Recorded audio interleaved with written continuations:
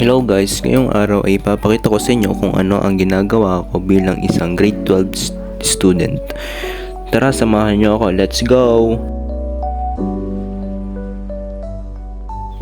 Pagkagising ko lang agad ng umaga, ako ay nagpe-pray muna, and pagkatapos ko mag-pray ay aking nililigpit ang aking mga pinaghigaan. Pagkatapos kong iligpit ang aking mga pinaghigaan ay agad akong naligo. At pagkatapos kong maligo ay inihanda ko na ang mga gagamitin ko at nagbihis na. Pagkatapos kong ilagay ang mga kagamitan ko sa aking bag ay hinanda ko naman ang aming sasakyan papuntang paaralan. Dito ay ako ay nagmamadali na dahil medyo late na kami. Dito ay medyo excited na ako pumasok dahil nung mga nakarang araw ay walang pasok, kaya excited na akong makita ang aking mga kaibigan at mga kaklase. At syempre, merong mga bagong matututunan at bagong kalaman na mabibigyan.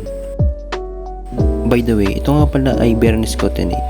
Tuwing Biyernes ay catch-up Friday namin, kaya sa first period ay meron kaming mga activities at minsan ay pinapabasa kami ng mga story at ito ay minsan ay may sinasagutan kaming mga tanong. Dito ay hindi ko na record yung aming break time, kaya pagkatapos ng break time namin ay sumunod naman ang second period. Dito ay ang aming teacher ay wala, kaya kami ay nagsasaya at kung ano-ano ang ginagawa namin dito sa classroom. Makikita nyo sa aking mga kaibigan ay mga naglalaro, mga nagse-cellphone at mga nagtatawanan. Dito naman ay kakatapos lang ng aming second period. Wala akong video kaya ito na lamang. Dito ay sabay-sabay kaming lumalabas ng aking mga kaibigan dahil ito ay lunch break na. Dito ay sabay-sabay kaming bumibili ng ulam at sabay-sabay din kaming kumakain sa aming school o sa aming classroom. Dito ay kakatapos lang ng aming lunch break. Dito ay simula na ng aming first period na panghapon.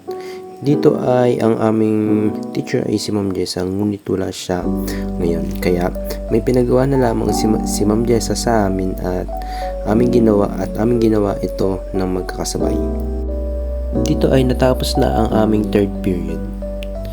Pinaglinis na kami agad ng aming teacher at agad naman kaming naglinis.